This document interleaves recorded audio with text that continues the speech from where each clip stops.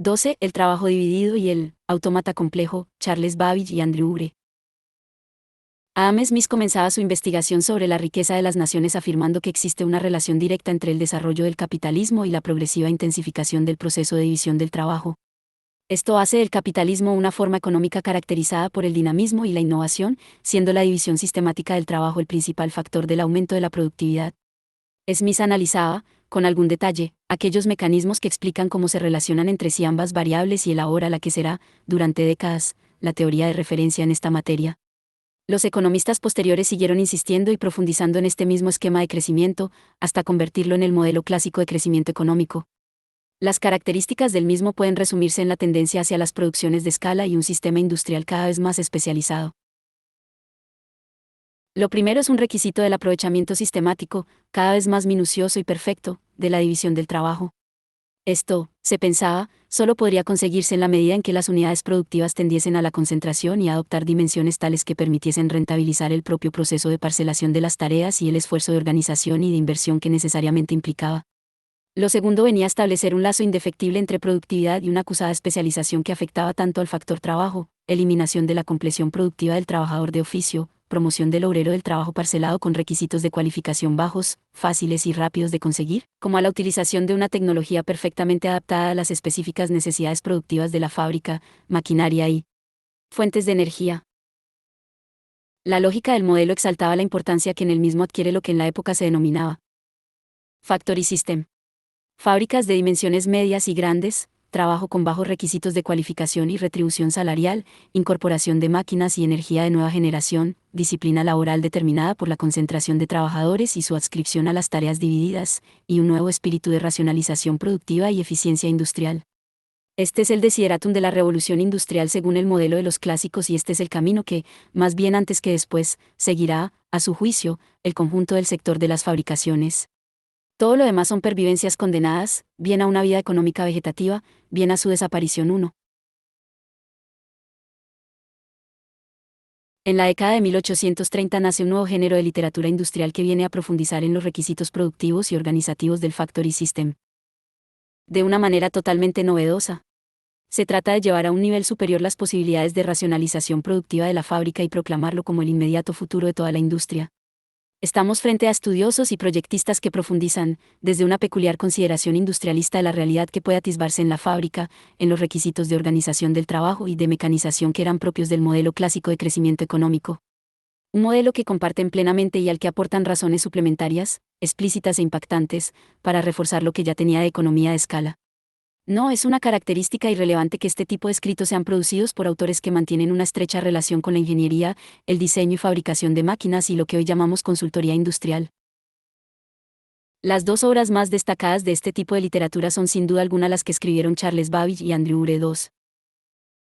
En ambas encontramos, además de otros aspectos nada desdeñables, el interés por analizar las nuevas condiciones de la economía del sistema de fábrica tal y como éste aparecía a sus miradas en la primera mitad de la década de los 30. En los dos textos la división del trabajo vuelve a estar de actualidad, aunque Babbage y Ure tengan posiciones muy diferentes al respecto. El primero retoma la formulación smithiana, mantiene la división del trabajo como el eje principal de racionalización industrial y abre una perspectiva, totalmente innovadora, respecto a su papel en la consecución de superiores cotas de eficiencia.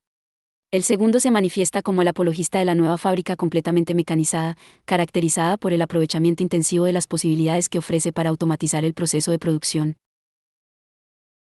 Según Ure, la deriva indefectible de la industria hacia este nuevo modelo volverá irrelevante la cuestión de la división del trabajo en el interior de la fábrica y, consecuentemente, desactivará en gran parte los problemas que tal división trae necesariamente aparejados. A pesar de las diferencias que los separan, a las que prestaremos la debida atención, ambos autores son importantes teóricos del industrialismo y ejercieron una notable influencia sobre obras posteriores de máxima importancia. 3. Los dos, mejor que nadie en su tiempo, abren la ruta por la que discurrirá la economía política del factory system, la fábrica mecanizada y gestionada según pautas de estricta racionalización de la organización del trabajo y la producción. Recordemos, brevemente, la consideración divergente con la que Adam Smith aborda el problema de la división del trabajo. Si el libro primero de la investigación sobre la riqueza de las naciones Ofrece los argumentos para una valoración muy positiva de la intensificación del proceso de división del trabajo, en tanto factor principal de productividad. El libro quinto la contempla como un importante dispositivo de enajenación de los trabajadores parcelados. Si la división del trabajo genera el incremento de la riqueza y es un factor imprescindible de la tasa de salarios alta y, por lo tanto, de la mejora de las condiciones materiales de vida de los trabajadores, también somete a estos a la estupidización y embrutecimiento en el puesto de trabajo. El trabajo dividido es, por definición, trabajo simple, repetitivo, limitado y monótono. La economía política smithiana es una economía moral que necesita sujetos, trabajadores incluidos, capaces de desarrollar, en algún grado, su dotación intelectual, psicológica y moral, así como formas activas de sociabilidad.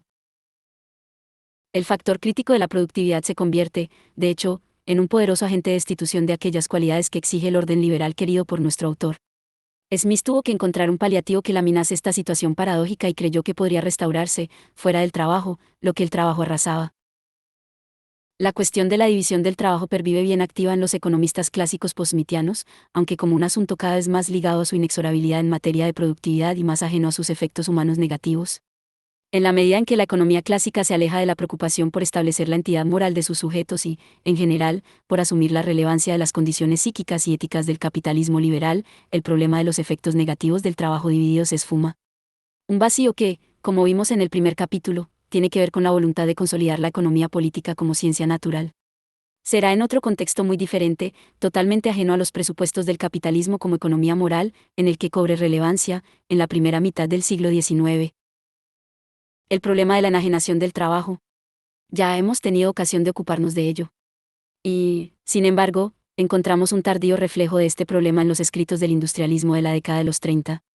En estas páginas tendremos ocasión de comprobar cómo la apología de la fábrica automática por parte de Andrew Ure tenía, entre otras virtualidades, la de conjurar el viejo problema del trabajo enajenado en tanto que trabajo dividido, como utiliza este autor el argumento para dictaminar el fin de la necesidad de trabajo humano parcelado y las muchas bondades que se seguirán de su desaparición. Babbage es el teórico de una nueva idea de la división del trabajo en tiempos de mecanización, que pretende llevar la fábrica a cotas realmente superiores de eficiencia económica mediante una nueva teoría de la gestión de la producción y del trabajo industriales. Ure es el explorador de la nueva fábrica automática, de las posibilidades que se anunciaban para la organización de la producción fabril en aquellos talleres totalmente mecanizados y movidos por la energía del vapor que representaban, entonces, la punta de lanza tecnológica de la revolución industrial. Son dos miradas distintas sobre la industria de Inglaterra de la década de los 30 y el futuro que le espera, dos ideas diferentes del trabajo de fábrica y del papel e importancia de los trabajadores en el sistema fabril. Charles Babbage y la economía doméstica de la fábrica. Sería erróneo considerar a Babbage como el teórico de la manufactura, de una fábrica en la que obra una intensa división del trabajo, la especialización de los trabajadores en una fase del proceso de fabricación y la cualificación necesaria de tales trabajadores para la realización artesanal de las tareas parceladas. La fábrica de alfileres tal y como la describe Adam Smith en las primeras páginas de La riqueza de las naciones es el prototipo de la manufactura, pero desde luego no la fábrica de la que habla Charles Babbage 4. Nuestro autor tiene plena conciencia de las limitaciones y la caducidad de la idea smithiana de la división del trabajo o, lo que es lo mismo, de la manufactura. Los 50 años que separan su obra de la del escocés le permiten extenderse sobre las restricciones que la eficiencia industrial encuentra en una división del trabajo con altos requisitos de habilidad en las tareas parceladas que, además, se aplican de manera harto indiferenciada. También sobre las posibilidades de racionalización del trabajo dividido que posibilitaban los avances del maquinismo. Babbage introduce una significativa distinción entre dos maneras principales de fabricar artículos para el mercado, making y manufacturing. La diferencia entre ambas tiene que ver con los distintos grados de eficiencia productiva que pueden alcanzarse en cada uno de ellos. Making es el término que reserva para las unidades productivas pequeñas, talleres con escasa mano de obra y producción limitada, aquellas que, por sus mismas dimensiones, ponen limitaciones insuperables a la introducción de medidas que buscan una acabada racionalización del proceso de producción. Manufacturing se refiere a aquellas unidades con el tamaño mínimo indispensable para que sea aplicable un programa de racionalización productiva que la sitúe en un nivel superior de eficiencia y competencia. Los patronos de este último sistema tienen dos responsabilidades fundamentales que necesariamente deberán asumir: ocuparse de las cuestiones de orden mecánico de las que depende su fábrica, aspecto que comparten con el patrón del pequeño taller, y organizar cuidadosamente el sistema completo de su factoría de manera que el artículo que vende al público pueda ser producido con el coste más bajo posible. La distinción de Babbage entre el simple making y el más complicado, arriesgado, pero también productivo, manufacturing le sirve para introducir un concepto clave en su obra, la economía doméstica de la fábrica 5. La fábrica propiamente dicha, con sus requerimientos insoslayables de eficiencia económica, plantea problemas específicos de organización del trabajo y de la producción que solo pueden ser resueltos mediante los saberes contrastados y experimentados de una nueva ciencia, que no es otra que la economía doméstica por él propuesta. El problema no es solo fabricar, sino hacerlo en las mejores condiciones posibles para alcanzar la calidad requerida del producto, su menor precio comparativo y, por lo tanto, su más alto perfil competitivo en el mercado. La limitación del making es la imposibilidad de aplicar aquellas normas internas de gestión del trabajo y de la producción que aseguran cotas superiores de competencia. Babbage cree en el necesario declive de las unidades pequeñas de producción, precisamente por su incapacidad de adaptación a las nuevas condiciones de racionalización propias de una economía de escala, algo que solo permite el Manufacturing 6. Dicho de otra manera, nuestro autor, lo mismo que Ure y otros industrialistas del momento, cree que el futuro inmediato es de un capitalismo de empresas grandes que, precisamente por su tamaño y sus recursos, permiten la aplicación de nuevas técnicas de organización, así como también de todas las ventajas del maquinismo. Lo que no es otra cosa que insistir en el modelo clásico de crecimiento, ciertamente dotándolo de desarrollo novedosos y de una formulación más precisa. Babbage considera la división del trabajo como el elemento medular de la economía doméstica de la fábrica. Recuerda el papel destacado que la división del trabajo ha ocupado en la economía política y advierte que algunos aspectos han sido dejados de lado o han sido presentados de manera poco afortunada. En primer lugar, resume las ventajas de la división del trabajo comúnmente aceptadas: reducción del tiempo requerido para el aprendizaje de una tarea y del dispendio de materiales en dicho aprendizaje, ahorro de los tiempos que se pierden cuando el trabajador cambia de una ocupación a otra, o en el cambio de herramientas al pasar de una tarea a otra, incremento de la habilidad y de la rapidez con que se ejecuta una tarea por la repetición continuada de la misma. Todas ellas son características ya señaladas por Adam Smith. La primera diferencia que Babbage introduce tiene que ver con una ventaja ya apuntada por los clásicos, pero que adquiere ahora un matiz particular y una nueva amplitud. La división del trabajo favorece la invención de herramientas y de maquinaria, por la familiaridad que los trabajadores adquieren con una fase específica del proceso de producción. Cuando cada proceso por el que un artículo es producido es la única ocupación de un individuo, toda su atención está concentrada en una operación muy concreta y simple, las mejoras en la forma de las herramientas, o en la manera de utilizarlas, es mucho más fácil que se le ocurran que si estuviera distraído por una gran variedad de circunstancias. Tal mejora en la herramienta es, en general, el primer paso hacia la máquina 7. Babbage insiste en la estrecha relación que existe entre el principio de la división del trabajo y el desarrollo del maquinismo. Define la máquina como un conjunto combinado de herramientas puestas en acción por una única fuerza de movimiento. El trabajador parcelado es un agente imprescindible de la mejora de las herramientas simples, así como de su movimiento más apropiado. Lo es en tanto que la intensa división del trabajo es, a su vez, el principio productivo último sobre el que se basa toda especialización y, por lo tanto, toda mejora de las herramientas simples. Este hecho general crea las condiciones que, unidas a un profundo conocimiento de los principios técnicos por parte de ingenieros y mecánicos, así como a su capacidad para hacer los planos necesarios, hacen que los avances del maquinismo fabril puedan ser muy importantes.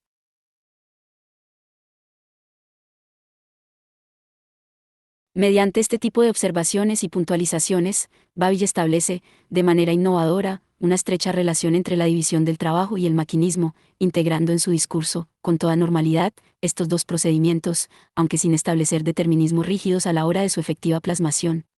La cosa no es baladí. Es este rasgo el que aleja totalmente a nuestro autor de la idea de la manufactura, en tanto que sistema de la división del trabajo. Previo al desarrollo de la fábrica mecanizada. Una de las peculiaridades más destacadas de Babbage es, precisamente, su gran flexibilidad a la hora de asumir las formas del trabajo manual o mecanizado de la fábrica. Lo verdaderamente importante para él es que estos tipos de trabajo estén plenamente organizados según las normas de la economía doméstica. Por él defendida. En este sentido, Babbage es un teórico realista de la gestión industrial, sensible a las condiciones de la producción fabril existentes en su tiempo en las que el grado de maquinismo era muy diferencial, según sectores, y globalmente escaso si atendemos al conjunto de las fabricaciones. Si está totalmente abierto al maquinismo, si cree que la división del trabajo es un elemento propiciador del proceso general de mecanización, también cree en la posibilidad de racionalizar, de una nueva manera, aquellas fábricas todavía escasamente mecanizadas. Una característica que, ciertamente, no será compartida por Ure que, en esta cuestión, siempre nos parecerá más doctrinario. La novedad más importante de la idea de división del trabajo de Babbage consiste en introducir un nuevo principio discriminativo en la misma, que supone una ruptura con el alto grado de inespecificidad con el que aquella se presentaba en los textos de los economistas contemporáneos. Esta ruptura ocurre precisamente porque nuestro autor retoma la idea de división del trabajo y la sitúa en un contexto realmente nuevo. Ya no se trata de un principio un tanto indeterminado de la productividad, tal y como aparecía entre los clásicos, sino del fundamento de una nueva teoría y práctica de la organización del sistema de fábrica que, por supuesto, tendrá consecuencias innegables en materia de productividad. Ya no obra principalmente en el contexto de la economía política en general, sino como un principio normativo específico para el interior de la fábrica, que asegura a esta la máxima eficiencia posible como organización productiva. Management 8. El principio discriminativo que ahora se introduce opera a partir del par conceptual habilidades-cualificación, por un lado, y fuerza, por otro, y entiende que la práctica de la división del trabajo en la fábrica supone el análisis y la posterior definición de tareas según los grados de habilidad y de fuerza por ellas requeridos. El patrono manufacturero, mediante la división del trabajo que ha de ser ejecutado en diferentes procesos, de los cuales cada uno necesita diferente grado de cualificación o de fuerza, puede comprar exactamente aquella precisa cantidad de las dos que es necesaria para cada proceso, mientras que, si todo el trabajo fuera ejecutado por un obrero, esta persona debe poseer suficiente cualificación para llevar a cabo lo más difícil y suficiente fuerza para realizar lo más trabajoso de aquellas operaciones en las que se divide la producción. 9.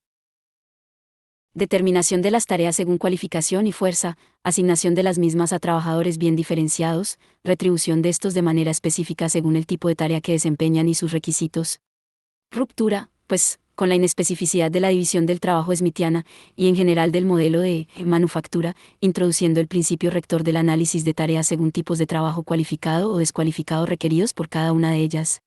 Búsqueda de la mejor adaptación posible del tipo de trabajo al tipo de tareas y posibilidad de una estricta contabilidad del input trabajo, que redunde en una máxima eficiencia de la fábrica medida por el coste a la baja de sus productos y su capacidad de competitividad en el mercado. La racionalización del proceso de asignación de trabajo cualificado según tareas es el punto medular de la división del trabajo según Babi. Este es el elemento más importante de la economía doméstica de la fábrica, particularmente en el caso de aquellas fabricaciones con un grado bajo de mecanización. Se trata de ahorrar trabajo cualificado reordenando todo el proceso de la división del trabajo. Analizar tareas y atribuirlas laboralmente de manera que la utilización del trabajo cualificado, el más escaso y el más caro, sea la más eficiente posible. Cuanta más alta sea la habilidad del trabajador requerida en cualquier proceso de una manufactura, y más corto el tiempo durante el cual es utilizada, más grande será la ventaja de separar este proceso del resto, y dedicar toda la atención de una persona al mismo 10. Dividir el trabajo no es un objetivo último que obra como garantía abstracta del aumento de la productividad. Dividir el trabajo es el método de gestión industrial que permite realizar el análisis de los procedimientos del trabajo en la fábrica para pautarlos y reordenarlos según criterios estrictos de racionalización. No es sorprendente, pues, que en la obra de Babi aparezca una preocupación por cuestiones hasta entonces sin relevancia alguna o puramente inexistentes. Cada una de las operaciones de trabajo debe ser objeto de un análisis en función de conseguir el mayor efecto posible. Y esto exige a nuestro autor crear un nuevo lenguaje de la economía del trabajo. En él aparecen expresiones totalmente nuevas para analizar el tipo de operaciones laborales que solo ahora encuentran un verdadero significado: carga de los miembros del trabajador, peso de la herramienta que se maneja, frecuencia de una operación determinada, valoración de la fatiga producida que, a su vez, diferencia entre fatiga muscular y aquella otra derivada de la frecuencia con la que se repite una operación, análisis de los grados de habilidad requeridos en cada proceso. El resultado consiste en establecer, de manera rigurosa, el número de las operaciones en las que puede ser dividido un proceso de trabajo y la cantidad de fuerza, fatiga y habilidad que requiere cada operación.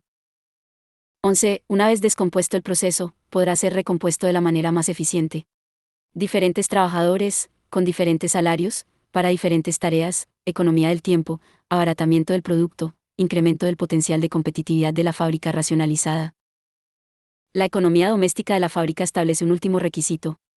Una vez realizado el análisis de tareas, una vez establecidos los requerimientos de cualificación de las tareas y hecha la asignación de trabajadores a las mismas de la manera más eficiente posible, disponemos de una especie de norma de actuación que debemos considerar como referente para todo un sector productivo. Las fábricas deberán asumirlo como criterio organizativo, tanto para constituirse o reorganizarse, como para expandirse. Cuando, dependiendo de la naturaleza peculiar del proceso de cada manufactura, se ha establecido el número de procesos en los que es más ventajoso dividirla, y el número de los individuos a emplear, entonces las fábricas que no empleen un múltiplo exacto de este número, producirán los artículos a un coste mayor. 12. El modelo integra requisitos técnicos bien establecidos que plantean exigencias inexcusables. La nueva gestión de la fábrica introduce un criterio de proporcionalidad que afirma que no pueden ser adoptadas líneas de parcelación de tareas y asignación de trabajos que no sean múltiplo exacto del patrón establecido como óptimo. Si esta norma no se cumple, se pagará un precio en disminución de la eficacia del sistema y nuestra empresa mostrará una notable debilidad. Este tipo de normas y su aplicación práctica es un factor determinante en la idea de Babish de que el futuro es de las empresas grandes, aquellas que disponen de los medios y del tamaño requeridos para desarrollar los nuevos principios de gestión industrial. En general, dado un determinado desarrollo tecnológico, el análisis cuantitativo permite fijar la cantidad de capital por debajo de la cual no es posible llevarlos a la práctica. Cualquier empresa que disponga de un capital inferior al que exige el nuevo tipo de organización industrial no podrá realizar la división del trabajo de manera eficaz y producirá con mayores costes. La economía doméstica de la fábrica tiene un sesgo absolutamente productivista. En la medida en que nuestro autor es un pionero del management industrial, lo es con la atención totalmente puesta en la importancia de aquellos aspectos de organización y gestión que se traducen en productividad y, por lo tanto, en competitividad. ¿Qué pasa con el factor humano? ¿Cómo figuran los obreros en el vasto fresco de la nueva industria del trabajo dividido? Babish retoma el tema smithiano de la división del trabajo para dotarlo de un nuevo significado, pero en ningún momento recupera el problema de la enajenación del trabajo dividido. Parecería que no es sencillo obviar los efectos alienantes de una parcelación de tareas que no solo subsiste, sino que se acrecienta en la medida en que la racionalidad productiva gobierna, de manera mucho más acabada y estricta, el puesto de trabajo. Y, sin embargo, la sensibilidad respecto a la dimensión subjetiva, psicológica y moral de la agencia humana que trabaja se ha perdido totalmente. El planteamiento técnico de la organización del trabajo se apodera de manera implosiva del texto de Babish. El problema de la disposición psicológica y moral de los trabajadores ocupa, en todo caso, un lugar marginal, cuando apareces para destacar las debilidades congénitas que dicha agencia tiende a mostrar. El industrialismo impone sus condiciones de máxima eficacia, al margen de cualquier consideración de psicología industrial, si se me permite la expresión.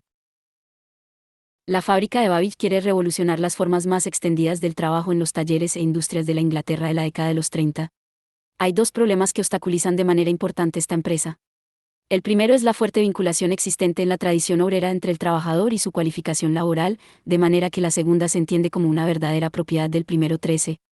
El segundo, los requisitos de disciplina industrial que la economía doméstica de la fábrica exige. Las cualificaciones tenían que pasar a ser un input más de la empresa, totalmente gestionadas por esta según objetivos puramente empresariales y redefinidas según las limitaciones propias que impone su racionalización productiva. Además, en su caso, podrían ser asumidas total o parcialmente por las máquinas cuando la tecnología y la mecánica práctica hiciera que esto fuera posible y conveniente. La disciplina de fábrica es un requisito necesario de la nueva organización productiva que pide la disposición ordenada de los trabajadores en el lugar de trabajo, el trabajo regular, la precisión en los cometidos asignados, la integración de las diversas fases del proceso de fabricación con una continuidad y asiduidad laborales bien establecidas, la puntualidad en la ejecución de las tareas, también en el comienzo y la finalización de la jornada laboral, según el horario establecido, etc. Hay que superar, pues, el rechazo de los trabajadores cualificados a la nueva forma de racionalización de las cualificaciones en el puesto de trabajo y los malos usos y costumbres de unos trabajadores totalmente ajenos, o fuertemente renuentes, a las nuevas exigencias disciplinarias de la fábrica parcelada. Ciertamente eran problemas graves, más bien apabullantes. Babish no puede ignorarlos, pero tampoco quiere o puede despejarlos, y no lo hace, mediante una finta intelectual fácil, pero lenitiva.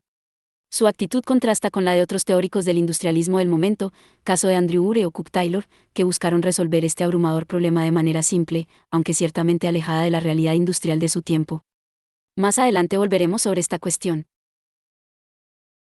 Babish se prevalece de su visión productivista del industrialismo para transformarla en una firme confianza en el proceso de cambio tecnológico y en la capacidad de las fábricas del trabajo parcelado y progresivamente mecanizado para llevar la sociedad a altas cotas de prosperidad.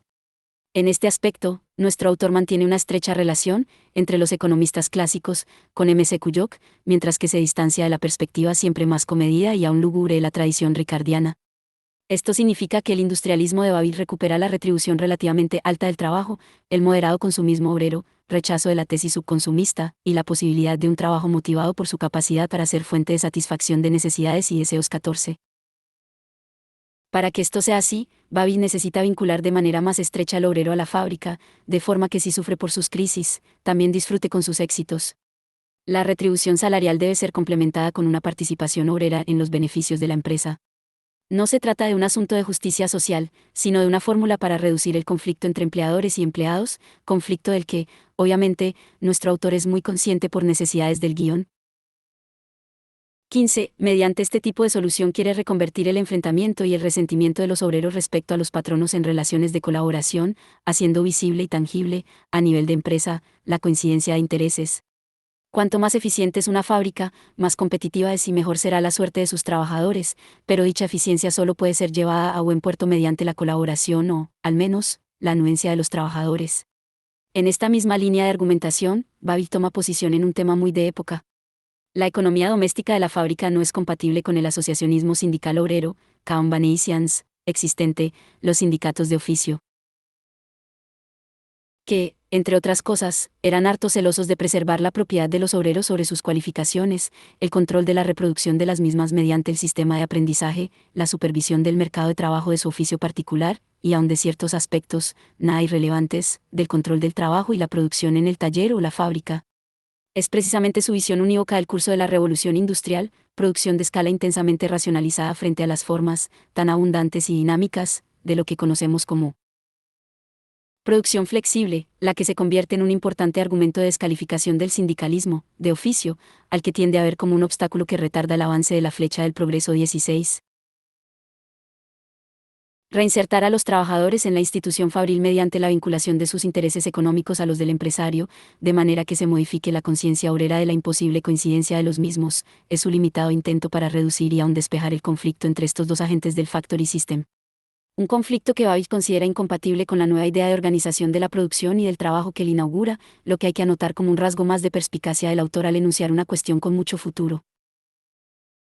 El trabajador de Babbage está completamente inserto en la lógica productivista de su modelo y esta lógica se sobrepone absolutamente a las condiciones reales del trabajo que el propio modelo propicia. Aunque no se reproduzca el planteamiento smithiano de la dualidad entre trabajo y no trabajo, todo parece indicar que el trabajador de Babbage obtiene en el trabajo los recursos que le permiten vivir, más o menos humanamente, fuera del trabajo. Para que esto sea así, es imprescindible que el trabajo sea compatible con las más altas cotas de eficiencia y productividad fabriles. En cualquier caso, la lógica de la fábrica no es la lógica de la vida fuera de la fábrica. Más bien todo lo contrario.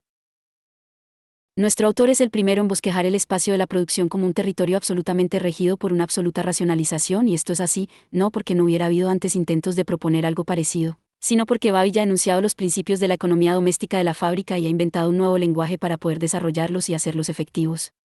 Cada uno de los espacios tiene su propio contexto, sus requerimientos y normas, y nada se conseguiría mezclándolos y haciéndolos compatibles. De una manera indirecta, Babbage nos está diciendo que el trabajo es, después de todo, esfuerzo, disciplina, sacrificio, exigencia, tarea asignada, cansancio y también aburrimiento. Estas son características inexorables del trabajo una vez que se traspasan las puertas de la fábrica, particularmente de la mejor gestionada, de aquella en la que los obreros pueden encontrar una efectiva recompensa a su desvelo. Lo novedoso es que las notas negativas del trabajo se presentan ahora como inherentes al trabajo más productivo posible, al más eficaz, al que puede conducir a cualquier sociedad a las cotas más altas de riqueza, consumo y bienestar material.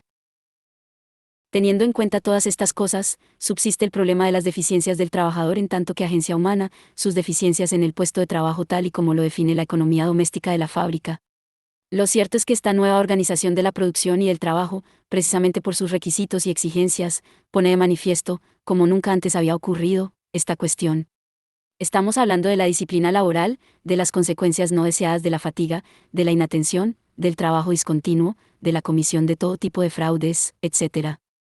Babbage cree que todo este paquete de aspectos negativos ha sido secularmente propiciado por los sistemas de producción y de trabajo tradicionales y periclitados, que también en esto mostrarían sus limitaciones y su carácter irracional y consuetudinario. Este problema ya no puede despejarse recurriendo a la participación del trabajador en los beneficios de la empresa y un régimen de salarios relativamente altos. El grado de implicación obrera que esto puede generar no le parece a nuestro autor suficiente como para traducirse en la corrección y superación de las deficiencias de la agencia humana en la cotidianidad del puesto de trabajo.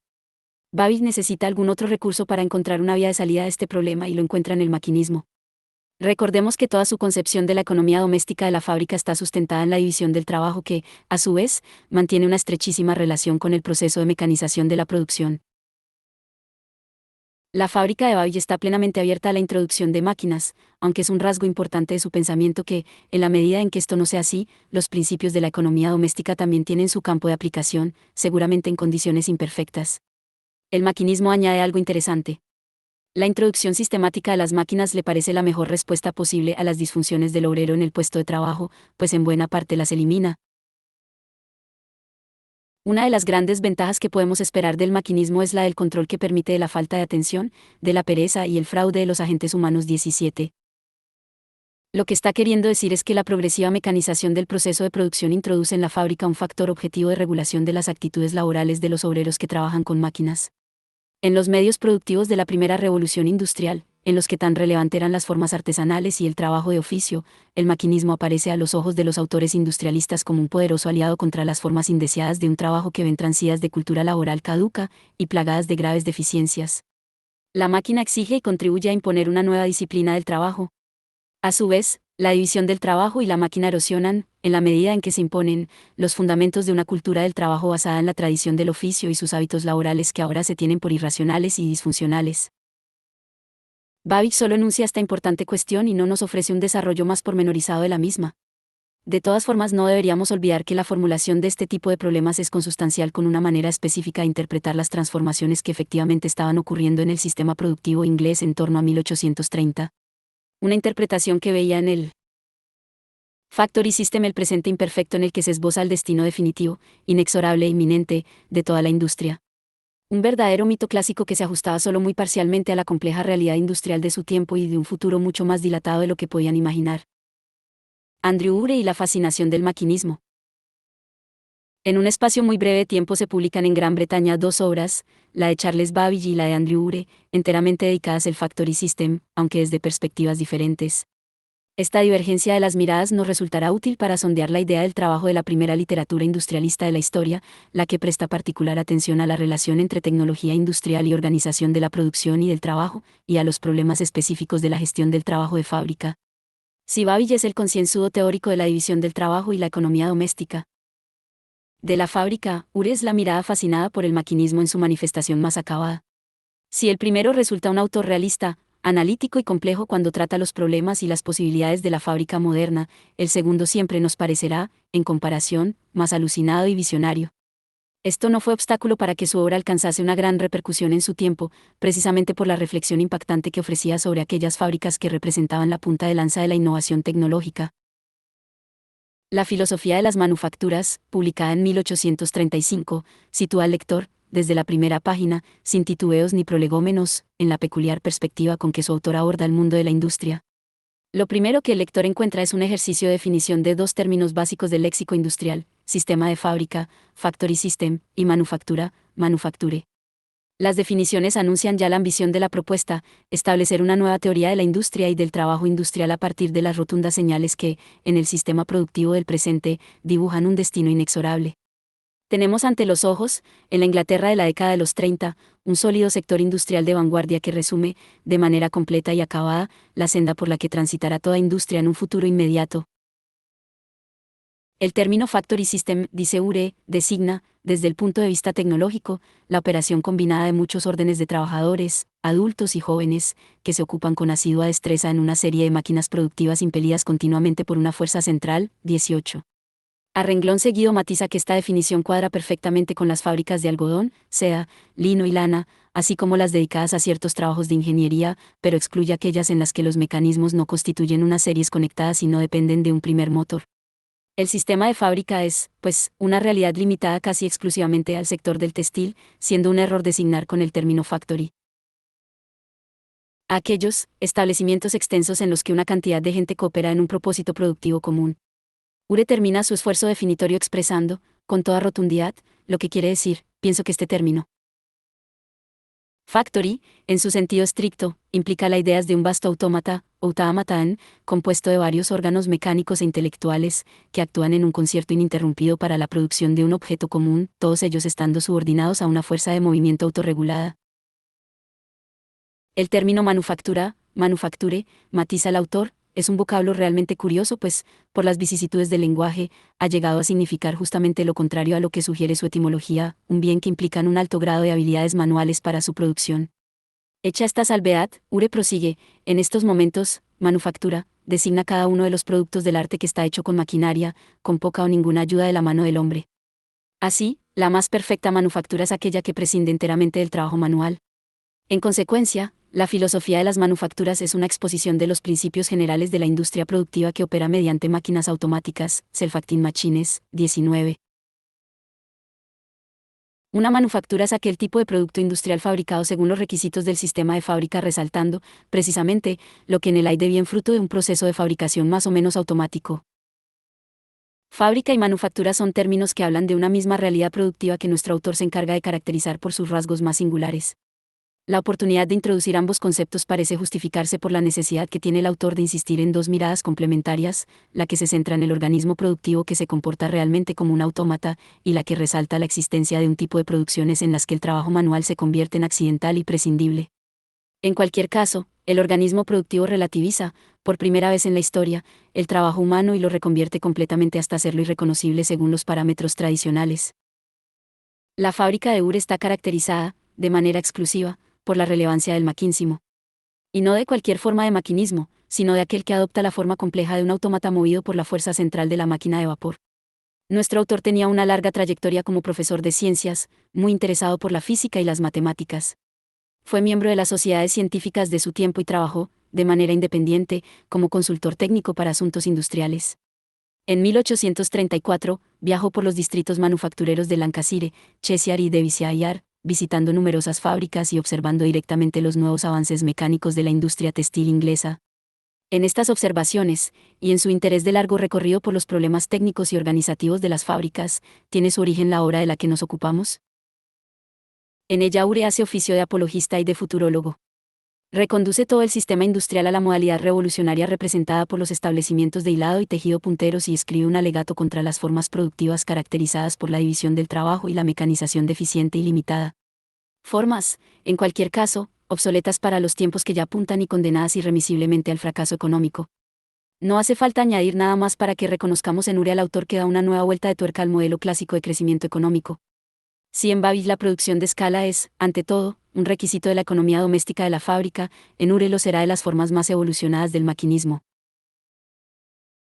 En ambos casos estamos ante el referente incuestionable de la organización de la producción y del trabajo del capitalismo industrial, resultando las formas contemporáneas del pequeño y mediano taller, la limitada mecanización y el trabajo cualificado de oficio meras supervivencias periclitadas. La relevancia de la división del trabajo como el principio de progreso de la industria, sostiene Ure, era comprensible en los tiempos de Adam Smith, precisamente porque entonces la maquinaria automática no era conocida. La situación ha variado completamente y no podemos seguir manteniendo este principio como el referente de la economía industrial si no queremos equivocar a la opinión pública sobre la recta constitución de la industria manufacturera. Ure toma posición frente a Babbage, aunque no lo cite, desvirtuando su obra al considerarla una pervivencia de un principio industrial superado. El tiempo de la división del trabajo es el pasado, aunque en el presente una mayoría de fábricas sigan reproduciendo el sistema de manera rutinaria. La división o, mejor, la adaptación del trabajo a los diferentes talentos de los hombres, es un mal concepto para organizar el empleo en la fábrica. La realidad más acabada, la de referencia, dice justamente lo contrario: si un proceso de trabajo requiere una particular destreza y constancia, lo propio es ponerlo a resguardo del trabajador habilidoso y asignarlo a un mecanismo autorregulado, solo así tendremos el producto final en las condiciones de rapidez, perfección y coste debidas. 20. La división del trabajo, que supone parcelar las tareas y asignarlas a los trabajadores según requisitos de cualificación y descualificación estipuladas, es, todavía, una forma muy imperfecta de organización del trabajo y la producción. Y lo es porque el trabajo, siempre visto por nuestro autor como factor humano caracterizado por sus debilidades e insuficiencias, sigue ocupando, frecuentemente en su forma semiespecializada, un papel crítico y por lo tanto fuente de todo tipo de perturbaciones. El principio del sistema de fábrica es sustituir la cualificación manual por la ciencia mecánica, y la graduación del trabajo entre los artesanos por la partición del proceso en sus constituyentes esenciales. En el plan de los oficios, el trabajo más o menos cualificado era generalmente el factor más caro de la producción, pero en el plan automático, el trabajo cualificado desaparece progresivamente y será reemplazado por meros supervisores de las máquinas 21. Los inconvenientes de la división del trabajo solo pueden ser debidamente observados, valorados y superados cuando la fábrica automática, ya presente entre nosotros, los deja en evidencia y los vuelve obsoletos. Ure tiene que preservar un alto grado de sustancia artesanal en el trabajo dividido para que así su argumentación mantenga toda la carga retórica deseada. En este aspecto siempre tiende a aproximar Babbage a Smith, a leer a Babbage como un mero teórico de la manufactura. En el sentido smithiano del término. El componente artesanal de la división del trabajo mantiene una estrecha correlación con la habilidad adquirida por el obrero.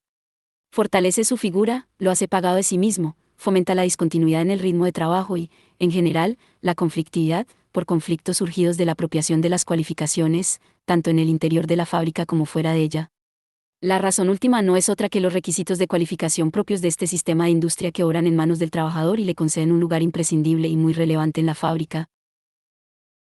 El trabajador tiene un margen de iniciativa en el modo de ejecución del trabajo, en el ritmo del trabajo, en las relaciones del trabajador cualificado con sus auxiliares y este margen produce en él una conciencia de relativa independencia e indispensabilidad, cualidades siempre negativas para la verdadera disciplina de fábrica. Por la debilidad de la naturaleza humana ocurre, sentencia Ure, que cuanto más hábil es el trabajador, más propenso será a ser terco e intratable. 22. Nadie antes había elaborado un discurso tan rotundo y absoluto sobre los problemas del trabajo cualificado en el Factory System y, en general, en el conjunto de la industria. Nadie antes había articulado una crítica tan acerba del trabajo artesano en el taller o la fábrica, y de la fábrica de la división del trabajo. Hay más que un punto de obsesión en Ure respecto a la figura del tipo de obrero que ocupa un lugar central y crítico en el proceso de producción de la primera revolución industrial. Es un obstáculo absoluto, una pura pervivencia del pasado que hay que despejar y que empieza a ser despejada. La apología de la fábrica mecanizada es el acta de función de un tipo de aristocracia obrera, que se prevalece de su posición destacada e insustituible en el puesto de trabajo y que puede así defender condiciones de trabajo y actitudes laborales propias, que pasan a ser consideradas por nuestro estudioso como totalmente incompatibles con los intereses de los patronos y el progreso económico en general. 23. Si la producción mediante autómatas es el inminente futuro de la industria, los días de esta casta obrera están contados y las relaciones industriales podrán constituirse según un modelo enteramente nuevo del que nuestro autor, como enseguida veremos, se esfuerza por ofrecernos un esbozo. Precisamente fue esta radicalidad de la posición de Ure la que hizo de él un autor especialmente valorado, tanto por los defensores de un sistema de fábrica plenamente controlado por los patronos, como por algunos críticos del capitalismo industrial que vieron en Andrew Ure, al mismo tiempo, la desenfadada voz de los intereses del dominio productivo absoluto de los patronos y, aun sin saberlo, una inmejorable formulación del principio de la plusvalía, relativa en las condiciones del capitalismo industrial avanzado 24. La fábrica de Ure tiene que hacer frente a una serie de dificultades. La primera es la propia disponibilidad de máquinas verdaderamente integradas, que solventen un proceso de producción específico mediante un mecanismo automático continuo que constituya un cuerpo cooperativo, en el que cada órgano se mueva con la delicadeza y la velocidad apropiadas. Después de lo que ha visto en los centros textiles del norte de Inglaterra, no es esta la dificultad principal. El problema más acuciante en el camino hacia la generalización de la fábrica automática no es otro que la disponibilidad del nuevo tipo de obrero que ésta requiere.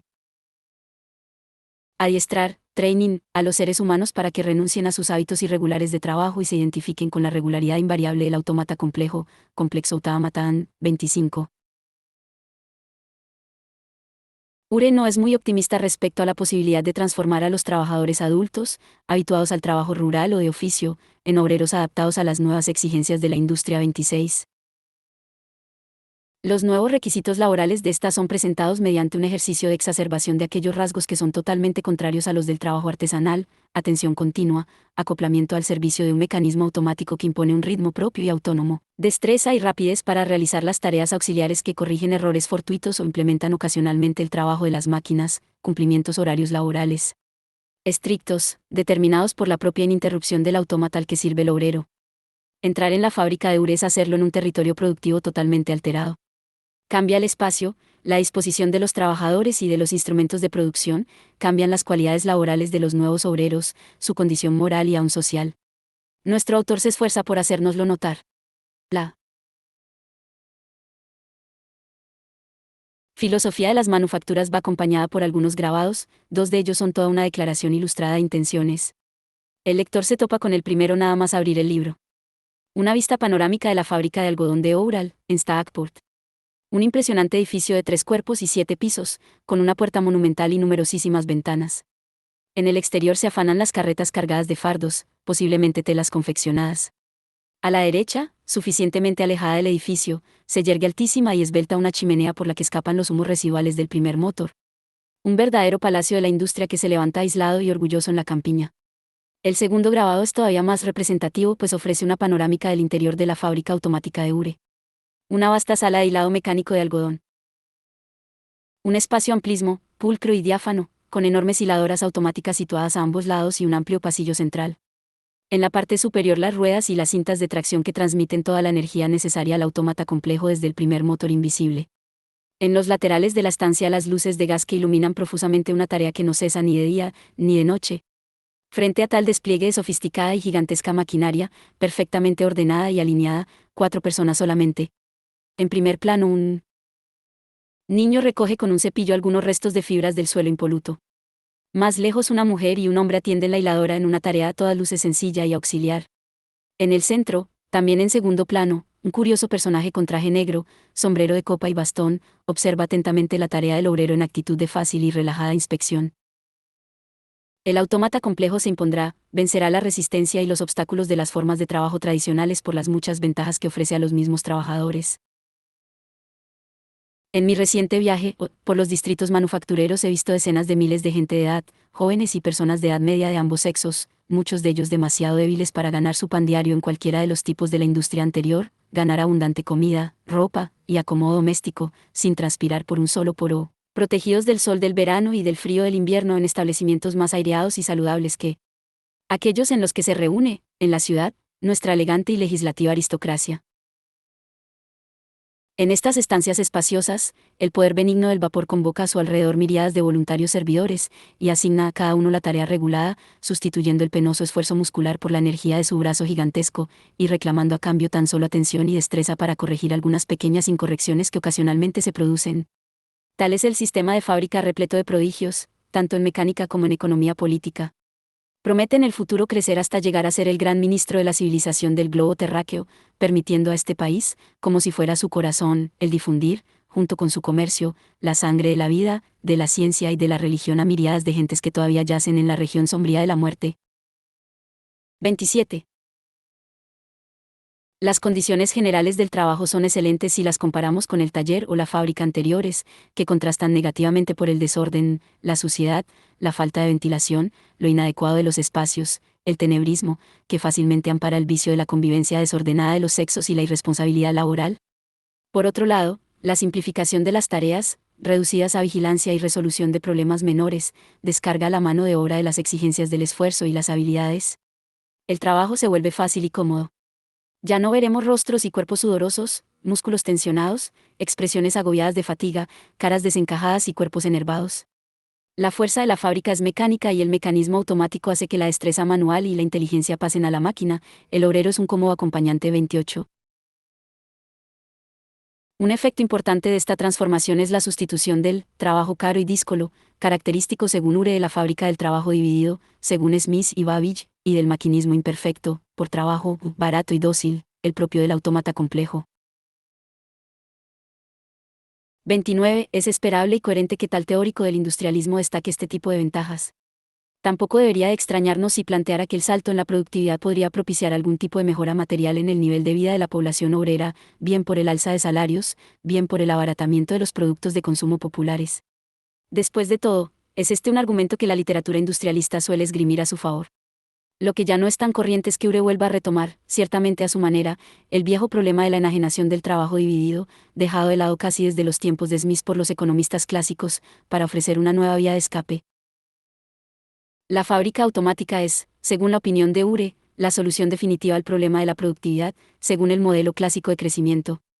En consecuencia, y como parte de este programa, revoluciona la condición intrínseca del trabajo en la fábrica. El maquinismo avanzado nivela las funciones laborales e instaura un principio nuevo de movilidad o rotación laboral dentro de la fábrica. La homogenización del trabajo industrial se produce en tales términos que, dejando de lado las escasas diferenciaciones debidas a requisitos puramente técnicos, mantenedores y reparadores de máquinas, la figura de referencia del obrero es prácticamente única, un obrero, de cualquier sexo y edad, con nula cualificación de oficio, diestro en las operaciones auxiliares que exige el autómata complejo y con una nueva cultura del trabajo de fábrica, que Ure resume con aquellos rasgos que son la antítesis de los hábitos laborales del campesino y del trabajador de oficio. Nuestro autor ve precisamente en el trabajo homogeneizado la erradicación del problema de alienación propia del trabajo dividido. La fábrica automática es la completa superación de la fábrica del trabajo dividido, supera la dependencia que mantenía respecto al trabajador cualificado y supera, en el mismo movimiento, los graves inconvenientes de fatiga y repetición, así como la estricta limitación de la acción laboral a un único puesto de trabajo.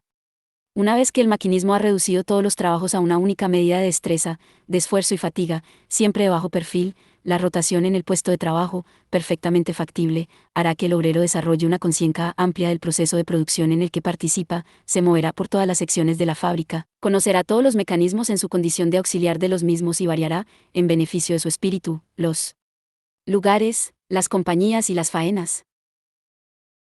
Cuando el obrero transfiere sus servicios de una máquina a otra, varía su tarea y desarrolla sus ideas reflexionando sobre las combinaciones generales que resultan de su trabajo y el de sus compañeros. Así, aquella simplificación de sus facultades, aquella limitación de la mente, aquel freno del desarrollo físico que ha sido atribuido por los moralistas a la división del trabajo, no podrán verificarse, en circunstancias normales, con la uniforme distribución del trabajo 30. El autómata complejo es la fase superior del industrialismo. Para Ure, Babbage sigue totalmente prendido de las dificultades insuperables de la división del trabajo que él considera propias de un sistema de fábrica caduco. Babbage tiene que mostrarse comedido y se aventura muy poco en el terreno específico del factor humano de la organización del trabajo. No va más allá de los beneficios que, en este aspecto, podrán seguirse del productivismo, es decir, un sistema modificado de retribución que garantice ingresos relativamente altos referidos a la productividad y una mayor integración interesada del trabajador que, mediante los salarios altos, desactive el conflicto industrial. Ure, por su parte, pone en juego el recurso, ciertamente aventurado y un tanto alucinado, de la posibilidad de eliminar el sistema de la división del trabajo y cree, así, tener una solución para múltiples problemas. Precisamente es esta estrategia la que propicia que su obra afronte los problemas morales de la industria y, en concreto, de la gestión de la mano de obra con una sinceridad y contundencia desusadas. Si en Babbage el problema del control social de los obreros en la fábrica no adquiere relevancia explícita, en Ure se manifiesta con toda su rotundidad. La filosofía de las manufacturas está transida de observaciones morales sobre la mano de obra fabril y esto es así porque nuestro autor no tiene ningún inconveniente en fustigar los malos hábitos del obrero, pues estos son, en buena medida, pervivencias de costumbres y formas de vida laborales propiciadas por un sistema fabril vetusto y condenado a desaparecer. El conflicto en la fábrica es, en buena parte, la confrontación de los justos y loables intereses del patrón industrial con una mano de obra respondona, levantisca e indisciplinada, a veces sencillamente crápula, que alimenta sus cualidades negativas en la fábrica del trabajo dividido, al ocupar un lugar desmedido en el sistema de producción por las propias limitaciones industriales que éste presenta. La fábrica automática hará nacer una nueva clase obrera perfectamente adaptada a los requerimientos productivos de un sistema fabril en el que encontrará seguramente satisfacción material y condiciones de trabajo funcionales y agradables. Los nuevos comportamientos laborales, la nueva disciplina de fábrica y las propias características del trabajo fabril coinciden con el nacimiento de un tipo, totalmente nuevo, de trabajador. Un prototipo laboral que no es alumbrado por la fuerza de voluntad, siempre débil y conflictiva, del autoritarismo patronal, sino por el nuevo sujeto del industrialismo, el hombre de hierro tal y como se manifiesta en la gloriosa epifanía del autómata complejo. El hombre de hierro, Iron Man, sale las manos del moderno Prometeo bajo el mandato de Minerva. Es una creación destinada a restaurar el orden entre las clases industriales y confirmar a Gran Bretaña como el imperio de la industria. Las noticias sobre este prodigio hercúleo extienden el temor a lo largo y ancho de la Unión, y aún antes de que deje su cuna, estrangula la hidra del desgobierno. Podemos esperar que los fabricantes, que reciben este poder tutelar de la ciencia mecánica, fortalecerán mediante su agradecido patronazgo este brazo que les trajo la salvación en el día de su aflicción 31. A la altura de los años 30, la visión desbocada de Ure, espoleada por la imagen idealizada de la fábrica de algodón de Oural, cree tener la solución para el correoso problema del trabajo fabril. La fábrica es gobernada por el maquinismo automático, alentado por los patronos como fruto de un ejercicio de estricta racionalidad productiva promovida por las experiencias pioneras, las posibilidades reales o posibles de las tecnologías de nuevo cuño y sus efectos apabullantes sobre la productividad, la organización del sistema fabril y el beneficio empresarial. En estas nuevas condiciones, el problema del trabajo se despeja mediante su trivialización. El trabajador pasa a ser un apéndice de la máquina, cuyo propósito ya no es traducir cualificaciones humanas en actos productivos, sino hacer relativamente superflua la participación de los humanos en la misma producción. La fábrica de las economías productivas de escala es necesariamente el autómata complejo. Ure corrige a Babbage, y el trabajo, todo el trabajo de la fábrica, sufre una transustanciación espectacular al reacomodarse a los requerimientos de este. Niños, mujeres, varones y ancianos, encuentran su acomodo sencillo, y aún ameno, en esta fábrica limpia, ordenada, incansable, en la que su trabajo es trabajo simplísimo, descansado, auxiliar. Bueno para los patronos, que mediante el esfuerzo inversor en tecnología aumentan las ganancias y controlan completamente la fábrica, despejando el grave problema de la gestión de un trabajo siempre refractario y la epidemia de la subcontratación laboral, tan propia de la primera revolución industrial 32. Bueno para los obreros, que posiblemente cobrarán mejores salarios que en el sistema caduco y, además, trabajarán con facilidad y a un descanso en un medio amable.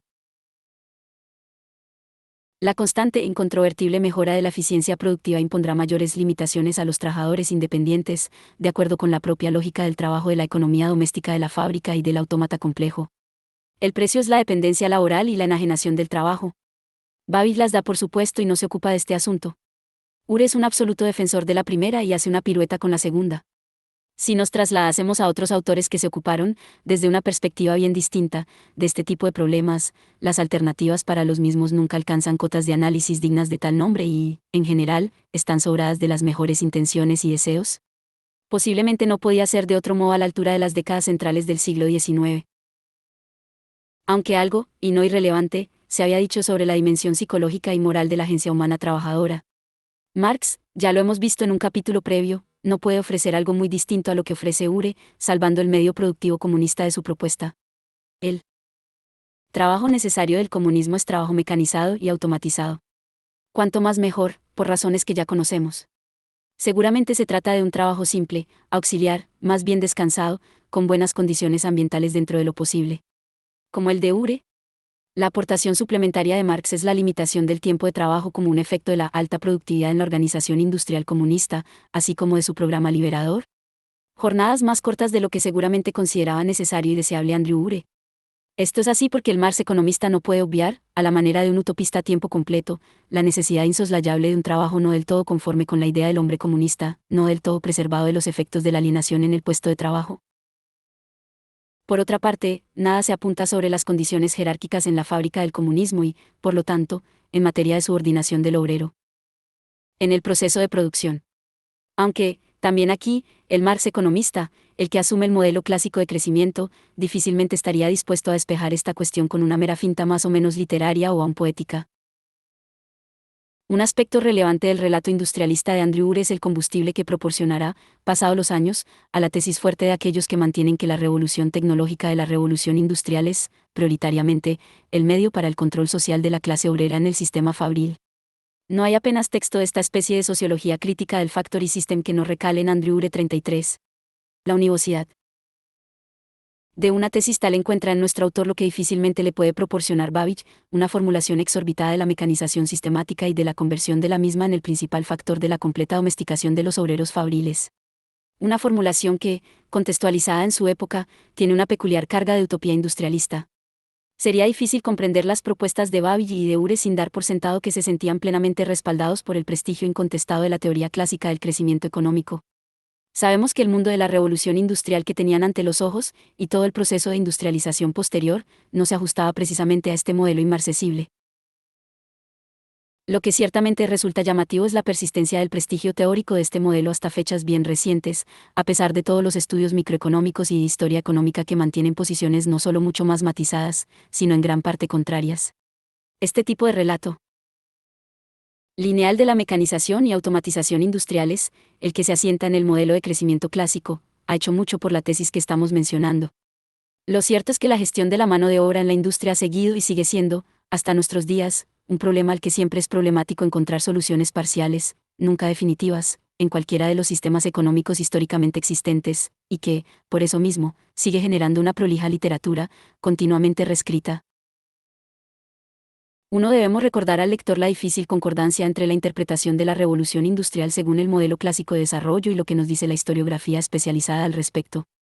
La imagen tradicional de la revolución industrial, caracterizada como un proceso de cambio rápido y profundo en la organización de la producción, en las formas del trabajo, desaparición del trabajo artesanal y de oficio, en la incorporación generalizada de maquinaria y en la adopción de la nueva forma de energía, estuvo determinada por el modelo interpretativo de los clásicos. Un modelo que, como hemos visto en capítulos anteriores, compartían plenamente autores como Engels y Marx. Este tipo de advertencias deben tenerse en cuenta para situar debidamente los desarrollos sobre el trabajo que vamos a examinar en este capítulo. Para la importancia del modelo clásico en la lectura, en su época y después, de la Revolución Industrial, C.F.R. Berg, 1994, Sabel y Saitlin, 1985, Piore Isabel, 1990, Cap 2. 2. Charles Babbage, 1791 a 1871, publicó, en 1832, On the Economy of Machinery and Manufactures, un texto que alcanzó una gran difusión, 2 ediciones en 1832 y otras 2 en 1833 y 1835. Pronto fue traducido al francés, alemán, italiano y español. Andrew Ure, 1778 a 1857, publicó, en 1835, Philosophy of Manufactures or an Exposition of the Scientific, Moral, and Commercial Economy of the Factory System of Great Britain. 3. La influencia de Babbage y de Ure es destacable en M.C. Cuyoc, Principios de Economía Política, de 1843, John Stuart Mill, Principios de Economía Política, de 1848, en Karl Marx, El Capital, de 1867, en Alfred Marshall, Elementos de Economía Industrial, de 1893, etc. Quizá la influencia más espectacular de Babbage es la que puede rastrearse en las ideas de Frank B. Gilbreth y Frederick W. Taylor sobre Industrial Management y Organización Científica del Trabajo, ya a finales de siglo. 4. La aclaración es importante. El autor más influyente que considera Babbage como el gran teórico de la manufactura capitalista, en el sentido específico en que estamos utilizando el término, es, sin duda, Karl Marx.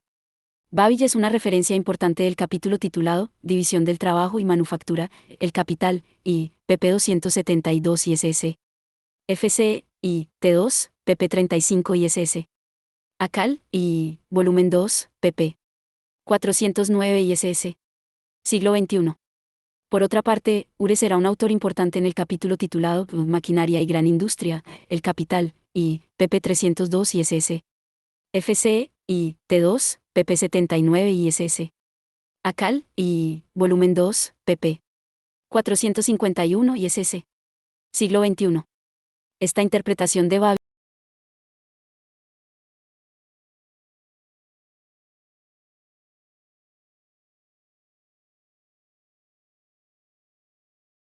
4. La aclaración es importante. El autor más influyente que considera Babbage como el gran teórico de la manufactura capitalista, en el sentido específico en que estamos utilizando el término, es, sin duda, Karl Marx. Babbage es una referencia importante del capítulo titulado División del Trabajo y Manufactura, El Capital, y pp. 272 ISS. FC, y T2, pp. 35 ISS. ACAL, y volumen 2, pp. 409 ISS. Siglo XXI. Por otra parte, Ure será un autor importante en el capítulo titulado Maquinaria y Gran Industria, El Capital, y pp. 302 ISS. FC, y T2, pp. 79 ISS. ACAL, y volumen 2, pp. 451 ISS. Siglo XXI. Esta interpretación de Babbage y de Ure dice algunas cosas significativas sobre los propósitos y necesidades argumentativas de Marx al abordar el problema de la plusvalía relativa del capitalismo industrial, pero tergiversa totalmente el pensamiento industrialista de Babbage.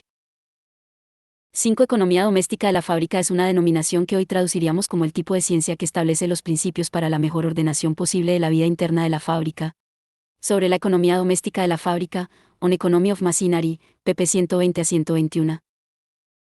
6. Babbage es uno de los pioneros en la puesta a punto de un concepto de economía de escala suficientemente elaborado.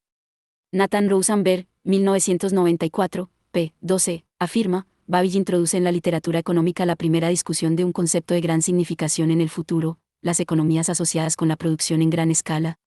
Nuestro autor dedica a esta cuestión el capítulo titulado Sobre las causas y consecuencias de las fábricas grandes, pp. 211 a 224. Influyó poderosamente en la consideración de este asunto por dos grandes economistas del siglo XIX, John Stuart Mill y Karl Marx. 7. On Economy of Machinery, pp. 174 a 175. 8. Recordemos la tesis de A. Ligley, 1992, pp. 37 a 69. La división del trabajo es el factor de productividad por antonomasia de una economía orgánica avanzada, el tipo de economía que los economistas clásicos, desde Smith hasta Stuart Mill, consideraron que tenían ante sus ojos. Si asumimos esta propuesta, Babbage es un economista clásico que introduce importantes novedades en el principio de la división del trabajo. Desarrolla una ardua labor de especificación, nunca antes intentada, a la hora de analizar los resortes en los que puede fundamentarse el principio de la división del trabajo como factor de productividad y de eficiencia industrial. Es decir, sitúa este factor central de la productividad clásica en una nueva dimensión, deficientemente comprendida por los economistas del momento. 9. On Economy of Machinery, pp 175 a 176. 10. Ibid.p 186. 11. Prestemos atención a la voz del propio Babbage cuando habla de estos asuntos. Insistamos en que estamos ante la aparición de un lenguaje del trabajo absolutamente nuevo. Para ahorrar tiempo no siempre es conveniente introducir una ulterior división del trabajo, es posible hacer que el brazo ejecute, con un solo movimiento, dos operaciones en vez de una sola, cuando la operación primera no requiere una fuerza excesiva y la añadida solo la requiere en una medida desdeñable. La fatiga producida en los músculos del cuerpo humano no depende completamente de la fuerza momentánea empleada en cada esfuerzo, sino, en parte, de la frecuencia con la que aquella es ejercida. El esfuerzo necesario para completar cada operación puede ser dividido en dos partes: una es el gasto de fuerza que es necesario para manejar la herramienta o el instrumento, la otra es el esfuerzo requerido para el movimiento de algún miembro físico que produce la acción. Es de mucha importancia para la economía del trabajo ajustar el peso de esa parte del cuerpo animal que se mueve, el peso de la herramienta que impulsa, y la frecuencia de la repetición de estos esfuerzos, para que logremos el mayor efecto. Estas consideraciones y otras por el estilo, en el capítulo 4 de la sección primera, Increase Andy Manusian of Balaasati. On Economy of Machinery, pp 30 a 37. 12 Ibid.p 212.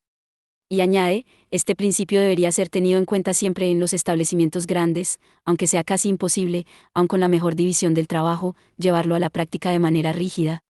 Por lo tanto, se trata de una norma de referencia a la que habrá que ajustarse de la manera flexible, pero lo más acabada posible.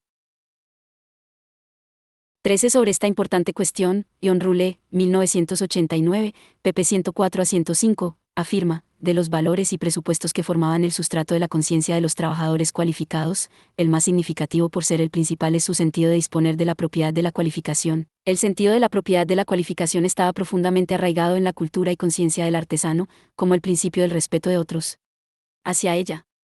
Este respeto parecía estar comprometido a finales del siglo XVIII y principios del XIX, cuando la posición de los artesanos estuvo sometida a una amenaza de degradación. Entonces elaboraron aquello que siempre habían dado por asumido, una específica retórica de la propiedad, de la cualificación. 14. Ciefar, Romano, 1982.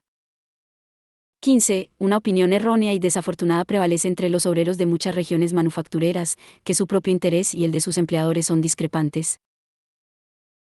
Las consecuencias son que la valiosa maquinaria es a veces descuidada, y aún en privado rechazada, que las nuevas mejoras introducidas por los patronos no son probadas con esmero y que los talentos y las observaciones de los obreros no están encaminados a la mejora de los procesos en los que están empleados, convencido como estoy, por mi propia observación, de que la prosperidad y el éxito del patrón manufacturero es esencial para el bienestar del obrero. Estoy obligado a admitir que esta conexión es, en muchos casos, demasiado lejana para ser siempre entendida por los obreros, mientras es totalmente cierto que los obreros, como clase, sacan ventajas de la prosperidad de los patronos. No creo que cada individuo participe de esta ventaja exactamente en proporción a la participación con la que contribuye al mismo.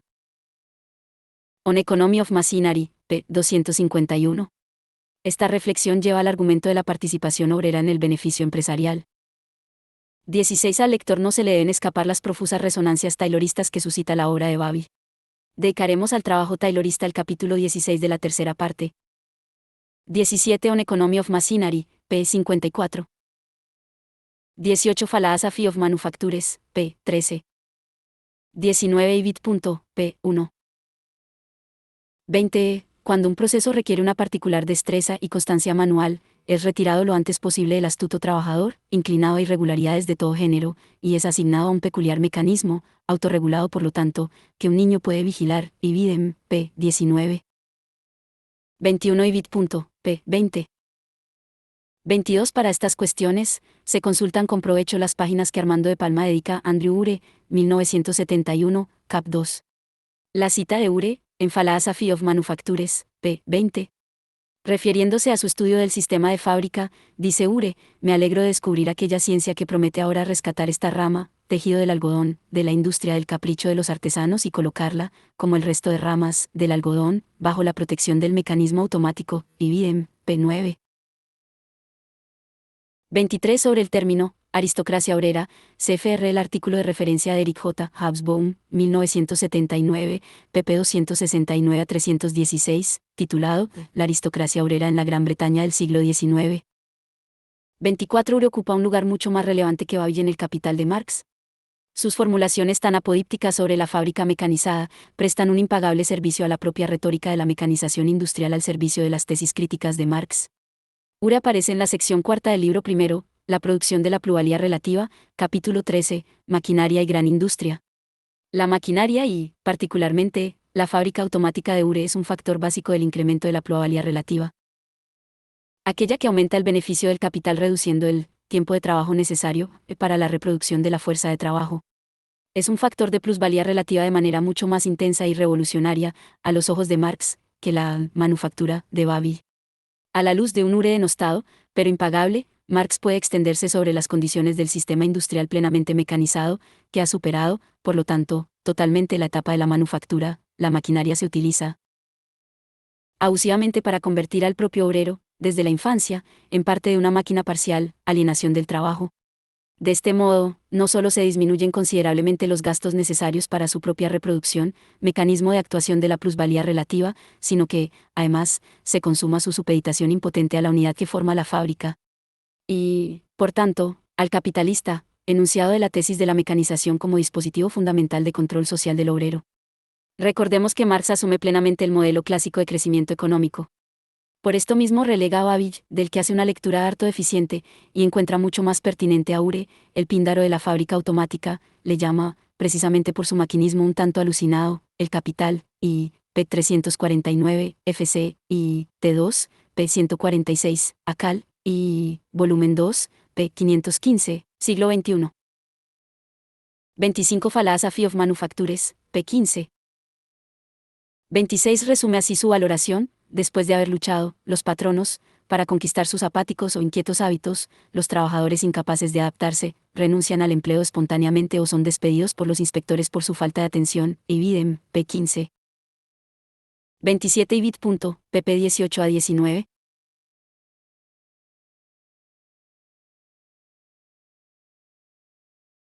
28. De todos los prejuicios comunes que existen respecto al trabajo de fábrica, no hay ninguno más infundado que el que le adjudica un tedio y fastidio excesivos en relación con otras ocupaciones. En un establecimiento de hilar o tejer algodón, todo el trabajo pesado es proporcionado por la máquina de vapor, que no deja para los dependientes un trabajo duro en absoluto, sino más bien, literalmente, nada que hacer.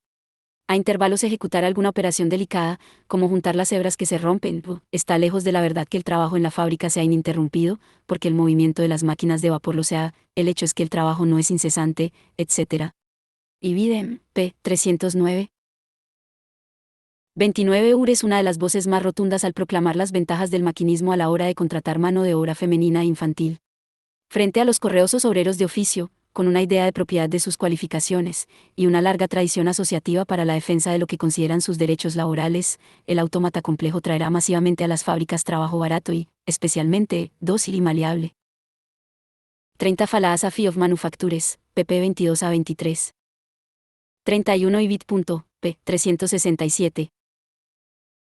32. Patrick Joyce, 1990, pp. 157 y SS, recuerda e insiste en la amplia extensión del sistema de subcontratación en los talleres y las fábricas de la primera revolución industrial. Por lo tanto, en las técnicas de delegación de autoridad productiva que dificultaban o hacían imposible el programa de racionalización que proponen gentes como Babbage y Ure. Una parte importante del trabajo era subcontratado por los patronos a obreros cualificados que funcionaban como verdaderos subcontratistas. 33. Véanse, a modo de ejemplo, las afirmaciones de Benjamin Coriat, 1982, pp. 16 y SS. También el artículo, Casi un manifiesto, de Stephen Marglin, 1977, pp. 45 a 96.